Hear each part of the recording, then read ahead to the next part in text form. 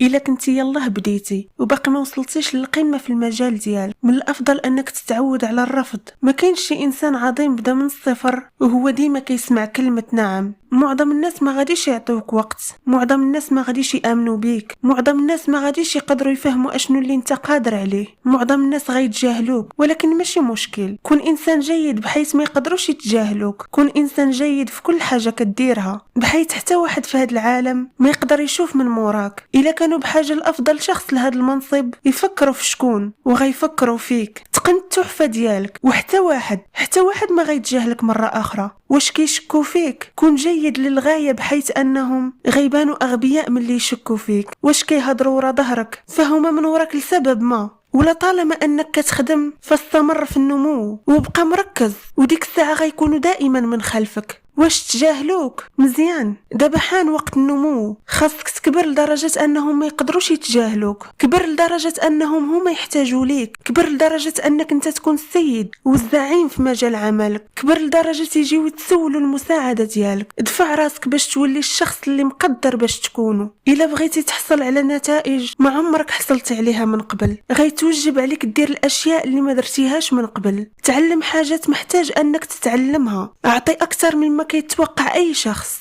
دير مجهود أكثر مما كيعتقد أي إنسان. تقن التحفة ديالك، تقن أي حاجة عندها علاقة بالتحفة ديالك. حتى واحد ما كيتجاهل السيد، حتى واحد. السيد ما كيتمش التجاهل ديالو، الملك ما تيتمش التجاهل ديالو. خاصك تولي قائد في المجال ديالك، كون جيد للغاية بحيث ما يقدروش يتجاهلوك. ما ديرهاش على قبلهم، ديرها على قبل نفسك. خاصك تولي عظيم على قبلك، تتنافس ضد نفسك فقط بمعرفة أنك وليتي أعظم نسخة من نفسك. فما كاينش دافع أكبر من هذا الشيء. خاصك تدرك واحد الحاجة، إلا طحتي فيقدر ما تحصلش على فرصة تانية. داكشي علاش خاصك تتعلم كيفاش تستافد وتستغل كل فرصة. كيف ما كتشوف الناس كينتظروا السقوط ديالك، كينتظروا منك باش تستسلم، كيحسوا إلا عطاوك فرصة فراك غتفشل على أي حال. ولكن في أي شيء كتقوم به غتكون مستعد وكأن حياتك كتعتمد عليه. أنا قادم لأي حاجة قالوا لي بأنني عمري ما غنوصل ليها، ما غنتراجعش حتى نحقق الهدف ديالي. يمكن لهم يقولوا اللي بغاو، يمكن لهم يرفضوني ويتجاهلوني، يتظاهروا بأنني غير موجود.